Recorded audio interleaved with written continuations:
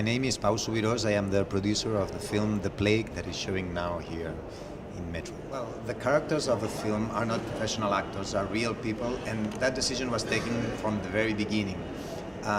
We kind of adapted other aspects of the film, like the kind of storytelling, the kind of scenes that we could film. We adapted that to the idea of working with real people, because we thought that working with real people would give to the film an authenticity that we couldn't get with professional actors.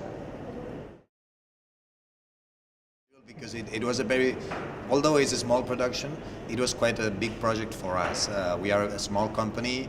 Before that film, we had produced some short films and some television programs, but this was the first feature length for Neos as a director and for me as a producer, so it was full of challenges. And it has been very intense. The process has been very long. We've been working on that for almost 4 years. And well, we learned a lot of things in doing it.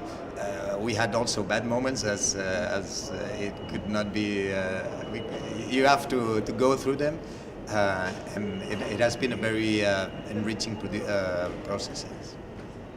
I would not. I don't know if I can generalize about which is the contribution of women to film in general. I can speak for the case of The Plague, which I know.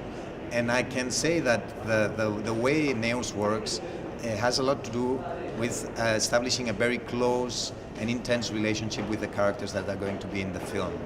And I think that her way of working, I haven't seen many men who work in that way. So I think that the fact that she's a woman would probably is very visible in this film. But of course there are other kinds of women directors, so I don't think that we can generalize that as a general rule. Well, we had many complicated days, as you can imagine. Probably the most complicated was actually before the beginning of the main part of the shooting, because Maria, the old character that you see in the film, she was living at her house, at her home, as we see in the beginning of the film, and it was not.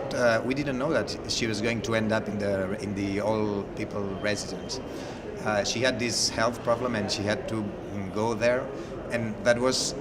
I mean, it was unexpected for everybody. That was not in the film at the beginning of the idea of the film. The residence was not there. But that happened in the reality, and somehow we had to adapt everything to this new situation.